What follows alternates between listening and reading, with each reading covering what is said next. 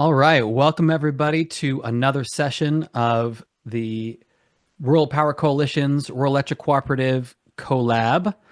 I want to thank you for joining us. This is our seventh session of this series. Today's session is going to feature presentations from Erik Hatlestad and Chris Woolery, who we've already heard from in the series, with the addition of Lloyd Ritter, who's the founder and managing partner at Green Capital. This session will be in two different parts. The first will be focusing on public funding.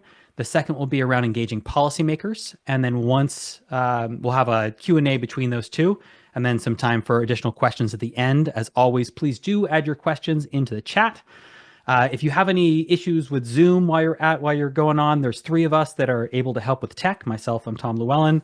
We also have Aaron Fernando and Paige Kelly. We all have lightning bolts before our names. If you have any questions, feel free to ping us with those. This session is being recorded. We will be producing a transcript, the video, and all the resources that are shared during the presentation, including the presentation deck, will be available after this session, and we'll be posting those to our Canvas. If you're not on Canvas yet, Aaron's going to be posting a link in the chat right now, and you'll be able to register there and find the recordings not only for this session, but for all the sessions in this series. And then we are building towards the development of a new electric cooperative organizing toolkit, which will incorporate all of the videos and a bunch of resources and templates and more to support rural electric cooperative organizing. So with that, I'm going to pass it to our first speaker. Erik, are you ready to rock and roll? I sure am. Can you hear me okay? Sure can. All right. Well, thank you all so much for joining us this afternoon. As Tom said, my name is Erik Hatlestad. I am the Director of Rural Cooperative Energy at CURE. We are a rural democracy organization based in Minnesota. I've been working around electric cooperatives since 2013. So just a quick overview of what we'll be talking about again here. We're talk a little bit about the history of rural electrification financing, the RUS Core Loan Program and Direct Pay. We'll be talking about other public financing programs available to electric cooperatives, and then we'll be handing it over to talk about engaging with decision makers. So you're all here to learn about public financing, public funding for rural electric cooperatives. If you're here and you don't support public funding for rural electrification, then you're on the wrong call. We love the most important accomplishment of American social democracy in history, electrifying rural communities across the country, delivering almost universal electrification in between 1936 and 1950. So the Rural Electrification Act, as we all know, is where our story started with public support for rural electrification. Before the Rural Electrification Act happened, we had less than 10% rural electrification across the country. In Minnesota, we like to take claim to having the first electric cooperative ever created, Stony Run Light and Power, which was created in 1914, well in advance of the 1936 Rural Electrification Act. But unless you were a very lucky community, rural electrification was extremely difficult economically to accomplish without public support. And that those difficult economics exist even today. You know them as well as I do. It's a high cost to enter into this kind of into the sector. It's a high cost to set up the infrastructure. You have fewer people being served per mile of distribution and transmission line. So there's just a smaller ability to pay for these large investments in rural infrastructure, particularly when some of the places being served are extremely remote. And we wouldn't have gotten to the point of rural electrification without really strong pressure from rural social movements. Looking at the history of organizations pushing for investments in rural relief to respond to the Great Depression. During the 1930s, rural electrification was among their top demands as a way to deliver economic opportunity and the improvement of material conditions for rural Americans across the country. So this, as we know, 1936 happens, and the federal government makes available federal financing in the form of loans to rural communities to self-organize and create to create electric cooperatives and electrify the countryside. So this is a really important point to make here, in how the financing was accomplished. So many people who were part of rural social movements at the time had been pushing for resources to be made available to rural communities in the form of grants. Ultimately, that's not a argument that that was won, and the financing was provided to rural communities in the form of loans. Now, of course, the loans are collecting interest, which flows back into the federal government, and which allows the Rural Electrification Administration, or the Rural Utility Service today, to continue creating a revolving loan fund to continue supporting rural electrification projects to this day.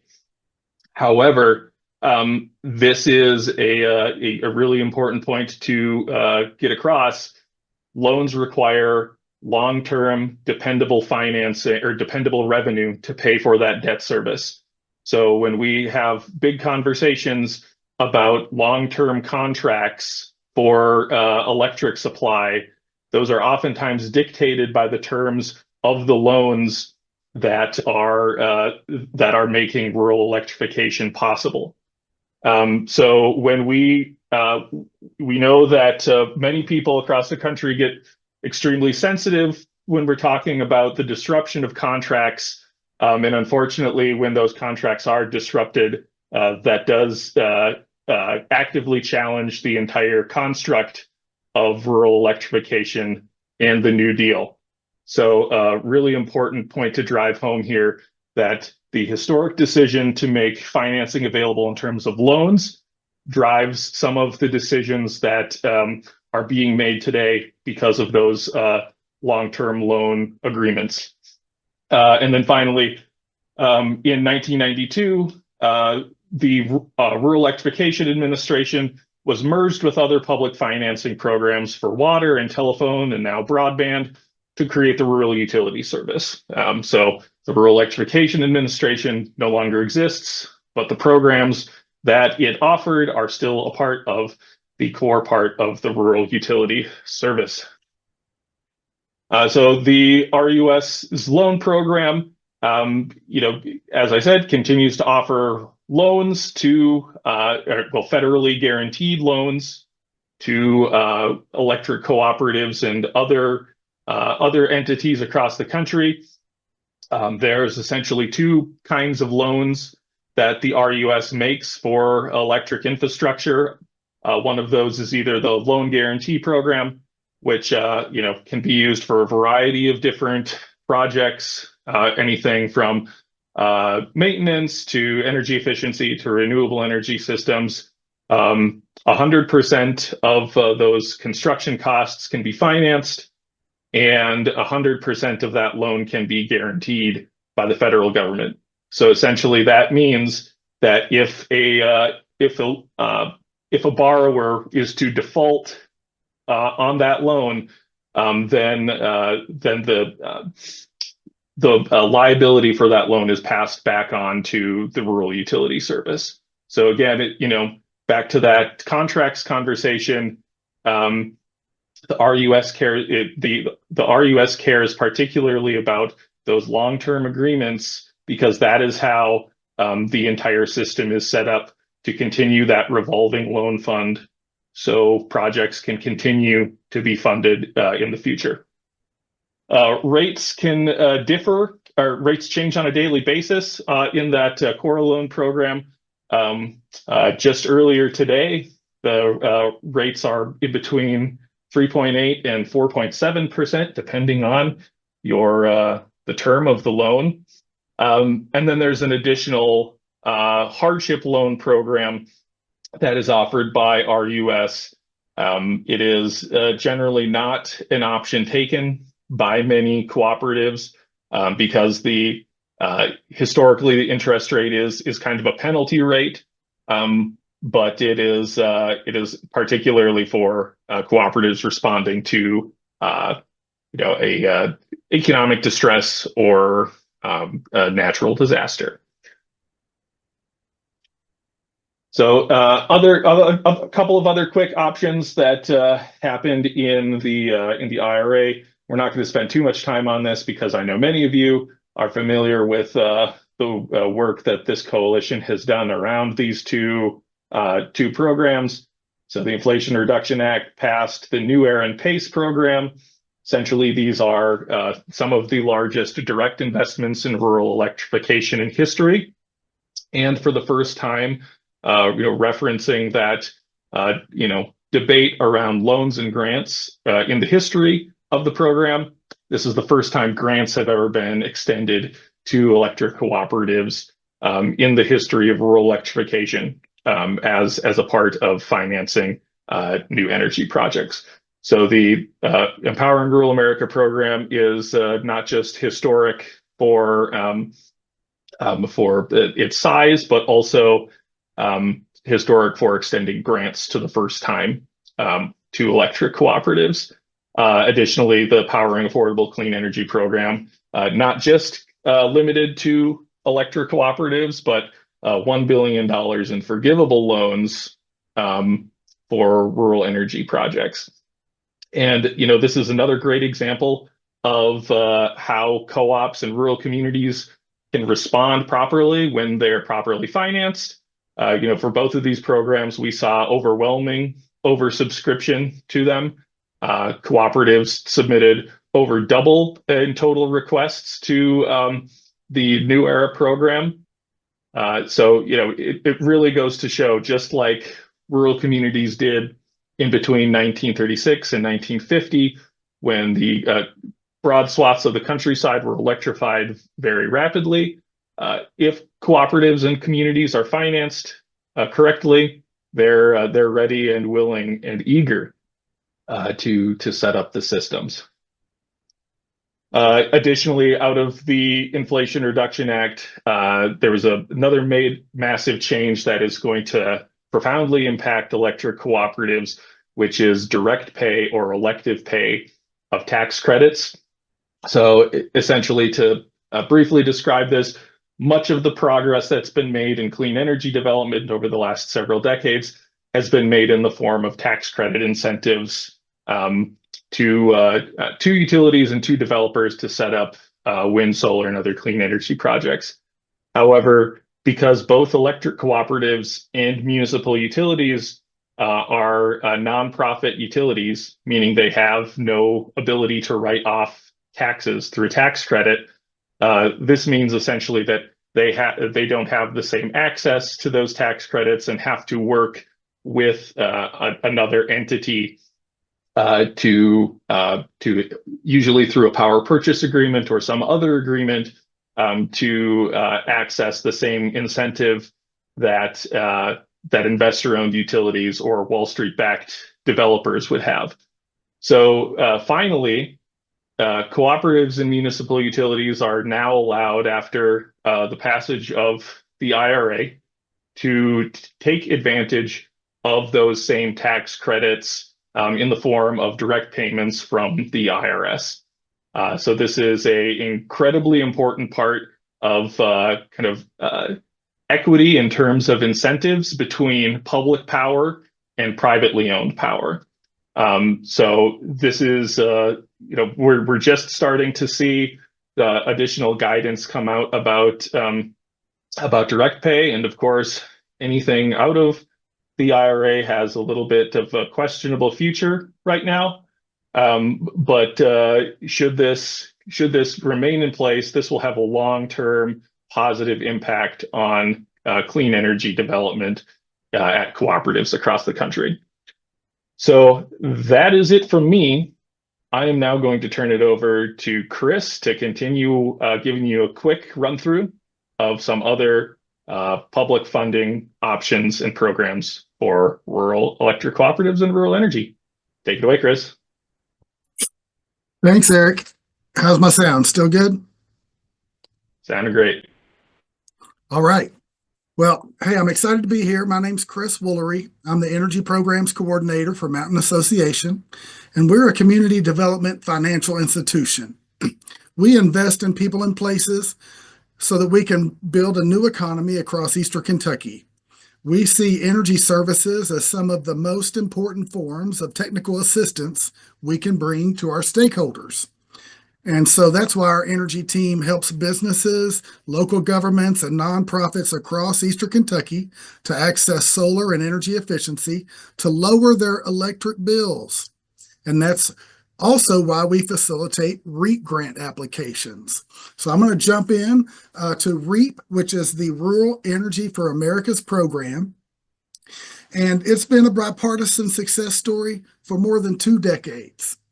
It was actually created by Congress in the 2008 Farm Bill, but it was based on programs that have been running as long as 2002.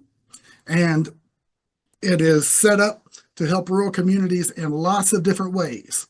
And so on this picture here, you'll see one example of one of our clients in Kentucky, Sustainable Harvest Farm in London. And they've got solar on their barn next to their hoop houses.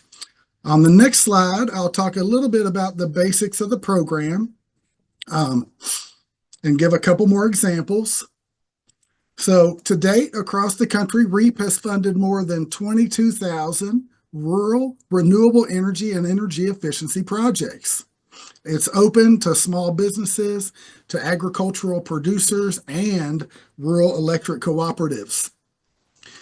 The REAP program does have grants that have historically covered as much as 50% of project costs, and it also has low interest loans available. And that the program can be combined with the federal solar investment tax credits for businesses and for direct pay, as Eric just mentioned, for cooperatives.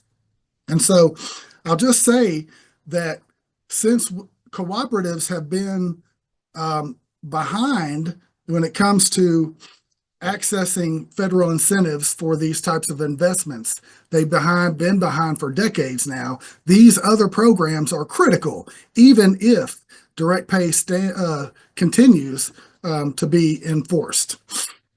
And so this example on this slide is a grocery store called Long's Pick Pack in Pineville, Kentucky, and they just recently added more solar and battery storage. And so the next slide gives one final example from Kentucky. That's a grocery store called ISOM IGA in Letcher County, Kentucky. And so I wanted to give a few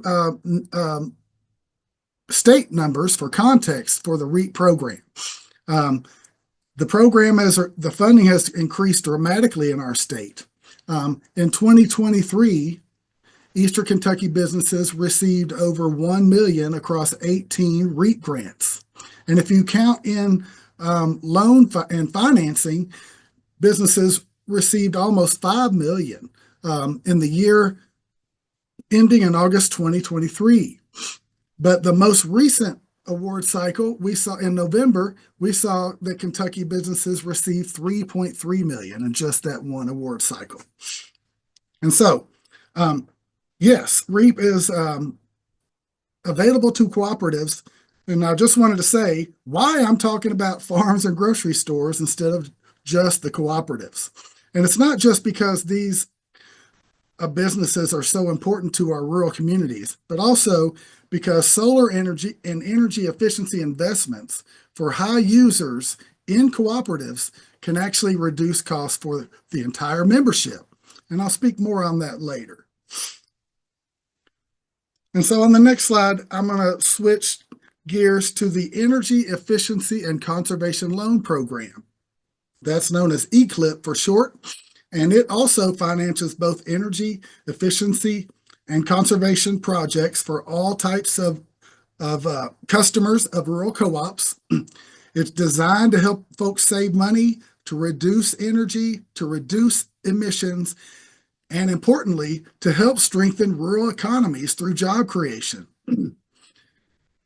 The maximum term for those loans under ECLIP is 15 years, and those programs can be used to finance inclusive utility investments by the part of the co-op. Now, just in case you all don't know what inclusive utility investments are, they're investments by the co-op that can allow most member owners to access home energy upgrades without credit checks, property ownership, or debt obligation. Because the utility pays for the upgrades and recovers those costs out of the energy savings over time on the bill. So there's more information about inclusive utility investments in a previous collab that we did on March 25th and at ruralpower.us/IUI. So I'm lifting up this program as an example of what you can do with ECLIP funds. And the next slide shows one of the best examples out there. That's the program called Upgrade to Save at the Roanoke Electric Cooperative in North Carolina. This is one of the leaders in inclusive investment programs, and they have enrolled more than 10% of their residential customer base. But many of those folks needed other repairs before they were able to access the program and get upgrades. It's providing a great net present value for participants and for the program itself and the utility itself. And I'll give another example about inclusive investments shortly, but let's turn to the RESP program on the next slide. That's the Rural Savings Program. Now, this program is similar to ECLIP, but it does have zero interest loans and a longer term, up to 20 years. And it allows rural utilities to invest in durable, cost-effective energy efficiency. This one was authorized by Congress in the 2014 Farm Bill, so it's also been around for more than a decade. It was designed to build a cleaner and more sustainable domestic energy sector, to reduce energy bills for rural families, and to reduce barriers to investment in energy efficiency projects like the one we just mentioned, the lack of tax credits. And so this one can be used for inclusive utility investments as well. But before I talk about that final example, I want to give a different example on the next slide, and that is Holy Cross Energy in Colorado and their program, which was called Power Plus and is now called Power Plus Flex. This program has allowed members to install home battery storage systems without any upfront costs since 2021, which is really exciting to me as a Kentuckian, because we are having a lot of extreme weather and having a lot of conversations about resiliency.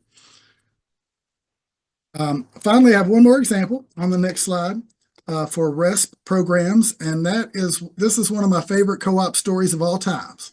It's the Help Pays program at Ouachita Electric Cooperative in Arkansas. And they've also helped more than 10% of their residential members through the program. And I want to lift up this quote from their former GM, Mark Casey, talking about the impacts. Quote, "After the first year, we had invested almost $3 million in local member homes. Overall, our cost of power has decreased, and for every residential project completed, we're seeing a 1.5 to 2 megawatt reduction for peak demand. Because we've done 700 projects and added solar, we've reduced our summer peak by about 30%. These and other factors all contributed to Ouachita Electric implementing a 4.5% rate decrease in February of 2020. Now, I don't know about y'all, but I've never heard about a rate decrease, and I sure would like one in my community. And so I'll just close by saying, I mentioned earlier that helping high users go solar can help reduce the cost for the entire membership. And this is the example that I was referring to. Ouachita helped their biggest load customers access solar. And it's just notable and interesting to me that the two things that are most helpful to member owners, those being inclusive investments and access to rooftop solar, are the same two things that Mr. Casey credited for the only rate decrease I've ever heard of. But those are also things that many utilities are actively resisting. And so that's just one of many reasons why rural electric cooperatives need to hear more from their member owners, and why these programs are so important in terms of helping rural member owners catch up to their urban counterparts. And so that's it for me. Erik and I look forward to hearing your questions about public funding.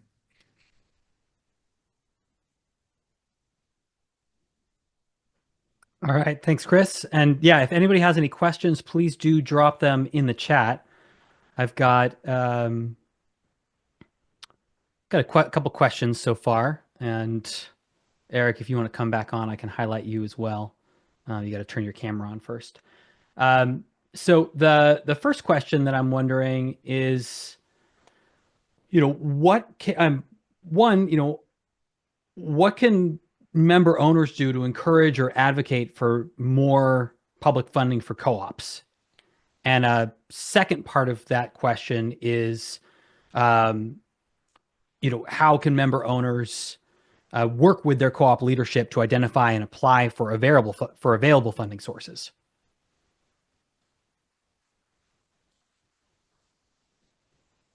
Well, I think for starters, continuing to get involved with organizations like the ones part of the Rural Power Coalition, just as rural community organizations did in the lead up to the passage of the Rural Electrification Act. I think it's really important for rural community members to make their voices heard to their decision makers, which which Lloyd is going to be talking a little bit more about in a bit. And just making sure they're aware of how important it is for public funding for rural electrification to be maintained and to be expanded.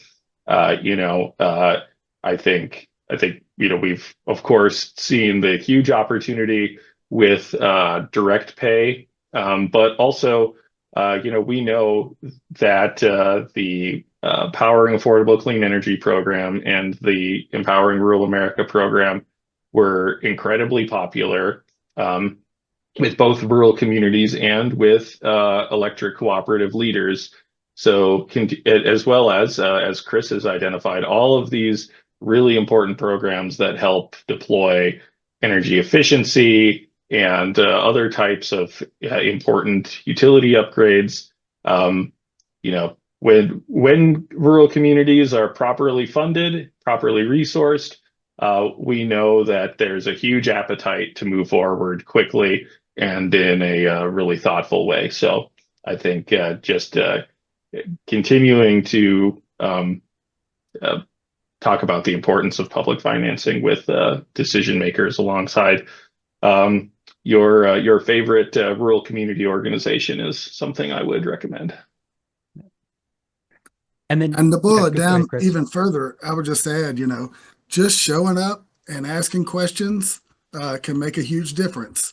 Come to the annual meeting, find out about your board meetings, see if they're publicly accessible. And then when you find out about programs like this, don't assume that the decision makers know about it. In Kentucky, we asked our distribution co-ops to do local solar projects because they could have gotten 80 to 90% of it funded with grant funding or with direct pay. Now, there were some regulatory and procedural reasons why we couldn't do that, but it's important that they were hearing from us and thinking about it anyway. And when it comes to doing some of that advocacy, that not necessarily within the co-ops, but on the federal level, with representatives, which again, we're gonna hear about the process for that, what that looks like from Lloyd in just a moment. But just looking at the specific programs that we have now, are there any tweaks or adjustments to those that would make them easier to access, more accessible by co-ops, individuals, or businesses?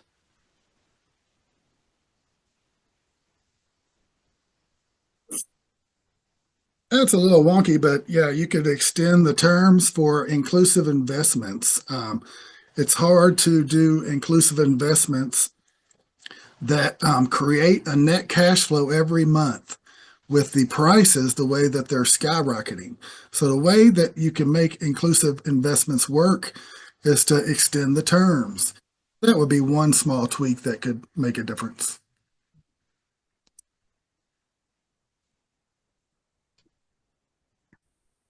All right. Well, I think let's got some more questions, but let's save them for the end, and let's transition over to Lloyd. Hey, y'all. Can you hear me? Sure can. Thank you. Good. Thanks, Tom. Appreciate being here. Thanks, Erik. Thanks, Chris. So I'm just going to, as somebody just said, talk about the process, not about the policies and the programs. We'll get to that a little bit more in detail in a few minutes. But this is sort of, lobbying 101 from Lloyd Ritter. I've been doing this a very long time in state capitals as well as at the federal level. So I have a few decades at least of experience here. So why do we lobby? We talked about it a minute ago. It's effective. It works. In fact, I was at a breakfast for a Midwest Republican senator the other day, and he gave, sort of a typical speech to his constituents. And he said, please talk to us. We need to know what's on your mind. We need to know what you're concerned about. If you don't tell us, we may not know, and we may make the wrong decisions as your members of Congress, whether they be senators in this case or House members or in your state legislature. So it works. It's democracy in action, and you need to do it. You can't just rely on some other organization to do it. It's sort of citizenship 101 in my view. And so it's very, very important. And the other thing is there's a lot of good things that a constituent has to bring to the table, even if you're not educating or lobbying, as we say, or advocating.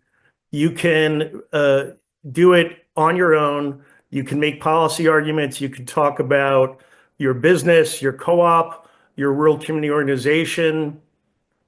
And there's always something to be said as an individual citizen and as a constituent. So don't think that because there's some group out there, yeah, they're doing great work, I'm sure, but it doesn't mean you can't help and talk to your members of Congress or again, your state legislatures on your own. Next slide. I think that's a dupe. But let's go here. So who are we? No, go back. Yep. So in a federal context, who are we going to be talking to? Obviously, you have House and Senate leadership. In the Senate, you have Senator Thune from South Dakota. You have Chuck Schumer from New York. In the House, you have Hakeem Jeffries from New York as well. You've got Mike Johnson from Louisiana. You've got the White House, President Trump and his agencies. And you've got leaders of relevant committees to your particular topic. So if you're in an electric co-op, it could be the Energy Committee. It could be the Agriculture Committee, because we talked about some of the Ag Committee programs. It could be appropriations, because those programs need to get funded through the appropriations process. And then you have other committees as well of importance. So for example, in this context, I don't have it listed here, but you have the tax writing committees that are incredibly important right now. We talked about direct pay. I don't think we talked about the investment tax credits, but there's a lot of tax policy related to energy. And so in the House, it would be Ways and Means. In the Senate, it's the Finance Committee. Those are super important committees right now because we have a process called budget reconciliation where the leadership of the House and the Senate on a partisan basis at the moment, similar to how other legislation was done. In fact, the IRA was done basically on Democratic votes. The budget reconciliation process now is going to likely just be going through Republicans because they have the control of the House and the Senate and the White House. That is where sort of the big action is happening this year. And so those are hitting on a bunch of different committees, as I say, tax, energy, as well as agriculture. And especially if we don't get a farm bill this year, you might see what we call a skinny farm bill in the budget reconciliation process potentially. So those are the federal folks. Of course, we're going to our members. So where you're based is important, what district federally you're in, what state you're in. So you've got one member of the House, you've got 2 senators in every state. And then depending on your footprint, you know, even if you're just a homeowner and a member of a co-op, you're still in a district. In a state, you've got 3 members right there. But if you're part of other organizations, you might have a broader reach. So you could potentially educate and lobby a number of members in the Congress and in the House, in addition to your local member. And of course, you could do it on your own, but you could do it through coalitions and trade associations. A lot of different ways to educate your members, both at the federal and the state levels. Next slide. Oh, so that's the dupe, sorry. So how do we lobby? So this is sort of old school, sort of, again, lobbying 101. We need to be prepared. So you don't want to go in sort of blind. You want to have a sense of what you want to talk to folks about in each particular meeting. And so even if it's not a physical meeting, because a lot of the meetings these days are either, you know, Zoom or GoTo, et cetera. You might even have a really old-fashioned meeting and just be on the phone with no video. You need to sort of rough out a game plan and have a sense of what your best approach would be. So a little bit of research up front of the particular office is always helpful, and it's not going to hurt. So you want to know, sort of, for example, what committee are they on? Is it a chairperson? Is it a ranking member? So the majority or the minority? What makes them sort of tick from a political or policy perspective? Is it jobs? Is it local economic development? Is it sort of renewable energy promotion to diversify the energy economy and national security? And think about those things in advance of your meeting and sort of have a little bit of a game plan, whether it's just you or a broader group. If it's a broader group, it's even more important because you don't want everybody stepping on each other's toes. Next slide. So in the meeting, I typically like, again, this is in a group context. I typically like to have somebody that's anointed, if you will, as a team leader, just sort of like a facilitator for the meeting. It doesn't necessarily mean that the person is in charge. It just means that they're facilitating and sort of keeping the trains running on time.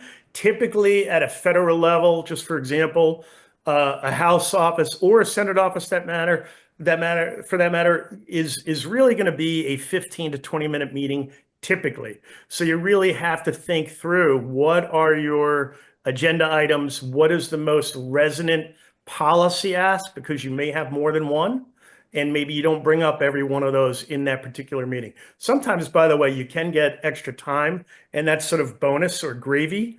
But typically at a federal level, because the staff are so busy and the members are so busy, you might not get more than 15 to 20 minutes. If you're lucky, you're getting 30 to 40. And so you want to really figure out how to be concise and how to be polite, how to answer questions. Don't make things up. Most of this is pretty much stating the obvious, but you don't want to make stuff up. You can always promise to get back to the office with answers if you don't have them, and offer to be a resource. Remember, particularly if this is the first time you're meeting with the staffer or the member, the key here is to sort of build something for the future. It's not necessarily a one and done, and I'll get to that in a bit. Next slide. So after the meeting, again, these are quick. Typically, you want to sort of powwow with your team. If you're in a team, have somebody, by the way, before the meeting, ideally taking notes. And by the way, no recordings of these meetings. That's frowned upon. So you don't record meetings. A lot of people would like to record. We're recording now, but you don't do that in a typical Hill meeting, for example, or in an agency meeting for that matter. In that context, it makes people a little bit uncomfortable. Share your materials later on if you haven't done so, or as a follow-up opportunity with that particular office, and remind them of whatever your key points are. Thank them again for the meeting. And of course, share all of your information. Next slide. So here are the basic do's and don'ts of lobbying 101. And I think they're pretty self-explanatory. You got to try to be on time. You have your materials ready. You have them proofread in advance. You know what your agenda is, and you stick to that agenda as much as you can. Know the background of the meeting, of the member in the meeting or the staff, if you can. Be prepared to be flexible. I always say, expect the unexpected. The reality is these are really busy folks. They're often, if you're not with a member, they're often pretty young. They're not paid super well, and they're overworked.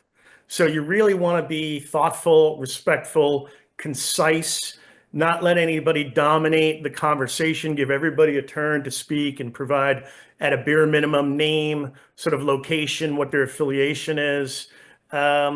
And then also, listen to them, see what they have to say, because a lot of times when you're sort of doing this stuff, you'll learn more from them than they may learn from you. What's the status of the legislation?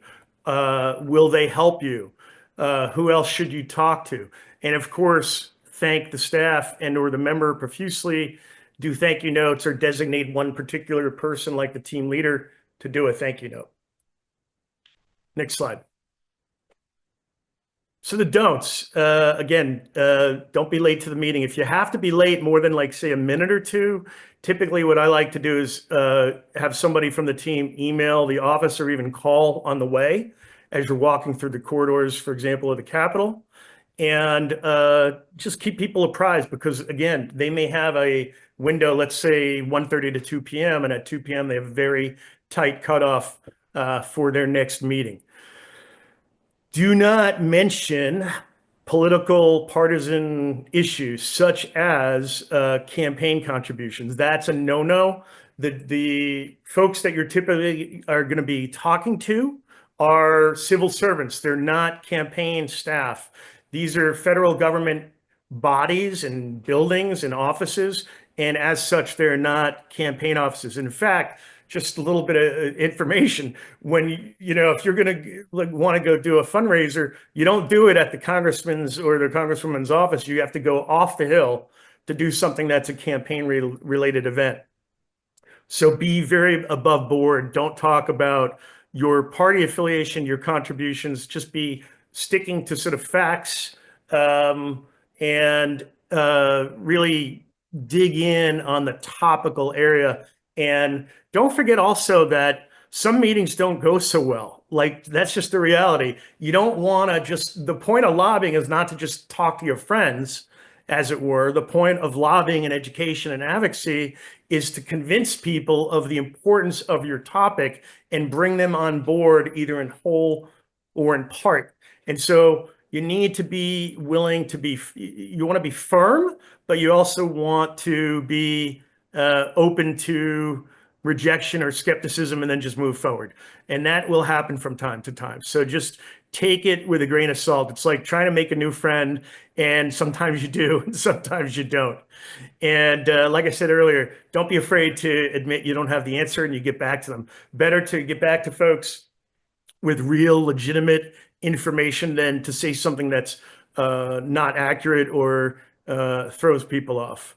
And again, make sure everybody, if you're in a group, everybody gets to speak. That's really important, because most of the folks that you're with have something important to say. And if they're going to make the time and effort to participate in your meeting or this group meeting, then they deserve to be heard. Next slide.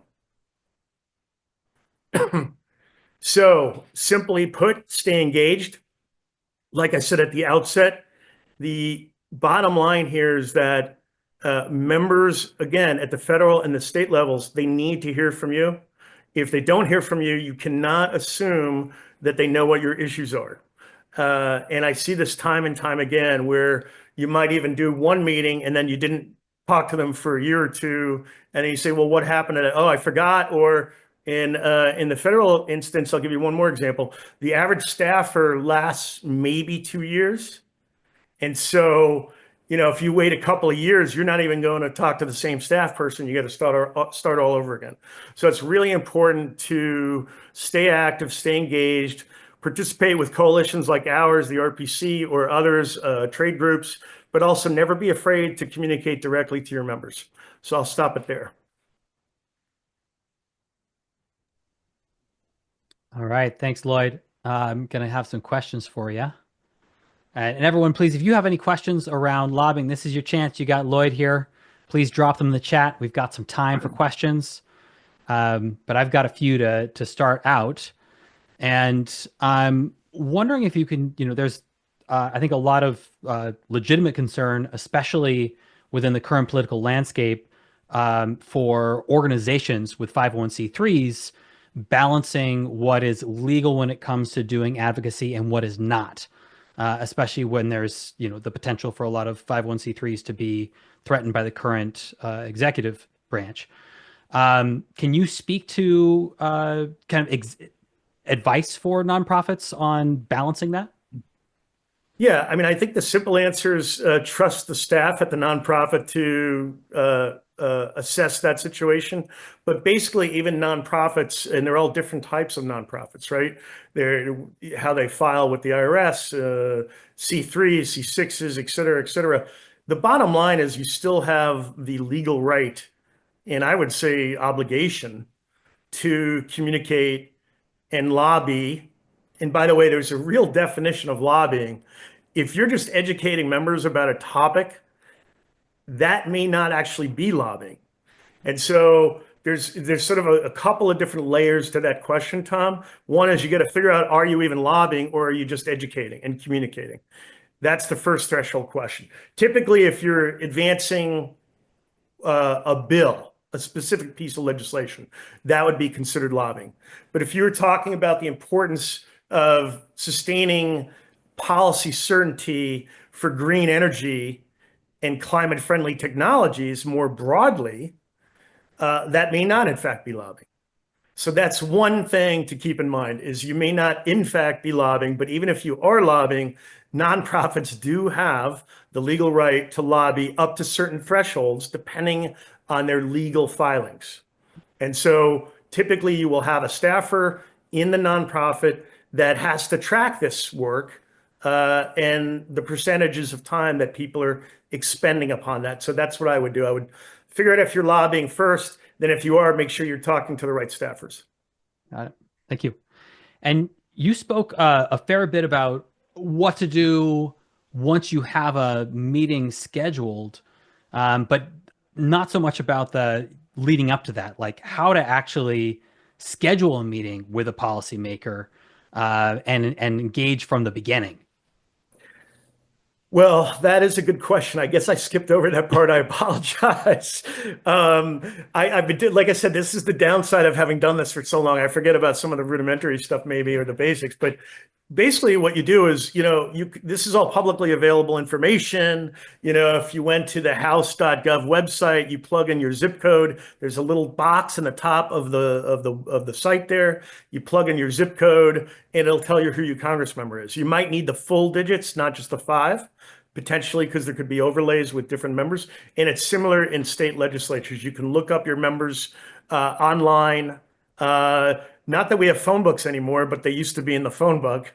And there's a variety of different other ways to figure that out. And then what you do is really, really simply, you call or you email the office with whatever contact information you're able to get. So for example, I have a database that gets updated every, I think, quarterly of all the federal staffers based on their issuers. Not everybody's going to have access to that database, and I'm not telling everybody to call Lloyd to get the name or the email, but you can get that information, and there's a switchboard to contact the House and the Senate. There's just standard phone numbers. You can Google it, or you can find it in your local library, for example, and you just call and say, I want to be switched to Senator Tillis's office, Republican of North Carolina, and they will literally put you in touch with the office, and then you ask the admin that picks it up, hopefully, if they pick it up, who you're trying to speak to. I want to speak to somebody about the Farm Bill, and then they'll put you in touch, or they'll throw you into the voicemail. So it's not super hard. You just got to do a step or two. Yeah.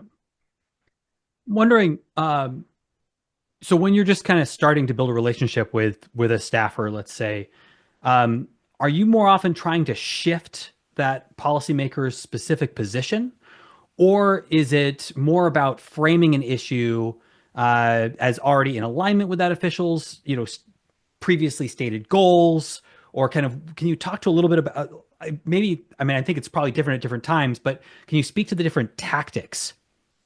Yes, it is different at different times. That's exactly right. Again, this is going back to the part about doing your homework, right? You want to sort of understand, maybe not every detail of the member and what their policy positions are in every bill they've introduced, every caucus that they're a member of, for example, but you want to do a little bit of digging, and you want to have a sense of where they might be on the spectrum of your policy or policy regime. And so that requires a little bit of homework. It doesn't necessarily mean you have to do the homework. You might be able to rely on a group like the RPC for that information and ask them. If there's a cheaty sort of way to do it and get your information quickly, then you should do that. But each meeting is different. And sometimes you're with friends. I mean, let's just really dumb it down for sake of argument. If you're meeting with a liberal Democrat, so-called liberal Democrat, or or a Democrat from the coast, they're probably going to be a little bit more concerned about climate change than some of our more conservative Republican members in the Midwest that have a lot of coal. That doesn't mean that there are members that are in coal country that aren't concerned about climate change. But you could think about it in terms of sort of what committees they're on, what are the big economic drivers in their districts and their states, and what are they saying even just on their website, and you do a little bit of digging. But the tactics really have to be carefully orchestrated based on your policy agenda and what you think they think and where their typical position might be. It's not to say, though, that even if they're at position A and you want to move them to B, you can't get them to B. It just means that it's a little more work to get there, if that makes sense. Yeah, and I'm wondering, actually, just kind of as a follow-up to that, when having conversations with policymakers that may be out of an alignment, but they may hold like an important position on a committee, what have you, what are some ways of finding common grounds, with folks that may be hostile to, more broader renewable energy policy? Yeah, that's a great question. Finding common ground, I think, is super important. And there's a lot of different ways to do that, right? And some of it's sort of intuitive, and some of it's not. The intuitive stuff is like, do you have common history? You're from the same community, potentially, the same region. You might have gone to the same school. You might have, friends. You might belong to similar organizations. I always believe that we have a lot more in common than we don't have in common as a society. And whether you're Republican, an independent, a Democrat, or something else, there's a lot more commonality than we tend to give and afford one another up front. So think about bringing it back home. That's always a nice icebreaker. It could be something that you dug up on the member. Where did the member go to school? Has the member spoken to a group, at the local library? Were you there? Like, icebreakers are not bad. Again, it's like making friends, right? But then when you want to dig in a little bit more, the other things you could do is bring facts to their attention, right? They may not be factually aware of a number of key data points that would help your cause. And it may be jobs, it may be economic development, maybe something happening in the state that they weren't even particularly familiar with. Maybe there's some sort of state-based consortia doing X, Y, and Z. So think about, sort of bringing it home, breaking the ice, and awesome sort of data points, your best data points about why they should care, even if they don't, or they might think they are in opposition. I will tell you, I've been doing some lobbying on the IRA, the clean energy provisions of the IRA, as you might expect. And I've been in a bunch of pretty conservative Republican meetings. And, remember, the IRA was a Democratic piece of legislation. So there's already a lot of animosity about that because it was passed without Republican votes. And conservative Republicans are conservative Republicans. Like you think, okay, well, maybe they don't want to spend as much money. They don't want to keep the IRA. We're hearing all about repeal. Here's the thing. A lot of the members get it, especially, for example, if you're bringing in small business people, just by way of example. A lot of them get it. Why is the IRA, or at least some portion of the IRA, good to maintain, or not throw the baby out with the bathwater? And it was pretty amazing to me how many Republicans were saying we understand the need for business certainty, we understand the need for policy certainty, and so you shouldn't also presume that you can't get people onto your side if you have good arguments, whether they be for small businesses or otherwise. All right. Well, thank you so much. I think we're going to wrap it up there. Thank you, Lloyd, Erik, and Chris, for another engaging session. The link for next week's session on community benefits plans. There's definitely a lot moving pieces there, with the new era and pace and new requirements. Many co-ops are going to be moving forward with those community benefits plans, regardless of whether or not they're now required. And so if you want to get the latest information on that, we've got Erik coming back, Vonda McDaniel, who's the president of the Central Labor Council, in Tennessee, will be joining us, as will Tara Grayman, who's the director of conservation and stewardship from the Wisconsin Farmers Union. So please do join us back here again next week. We also have just posted a survey in the chat. It is really helpful to get some feedback on these sessions. Was there things that you wish you would have learned that you didn't get to hear?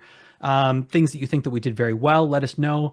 This also doesn't just play into how we develop future sessions, but also what we're going to be including in the Rural Electric Cooperative Organizing Toolkit that will be available later this summer. So please do drop in feedback if you have it. We appreciate it. We read it all and we integrate it in what we do.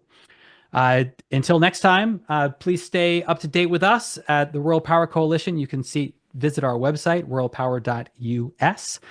There's also the Canvas, which we mentioned earlier. There's the third link up in the chat right now. Will take you to Canvas, which is where we will be posting the recordings from this session, the transcript from it, and also the slides with all of those key points, especially that Lloyd just suggested at the end. All of that information will be available, and we'll be posting it to Canvas within the next few days. So with that, we'll close and see you next week. Thank you.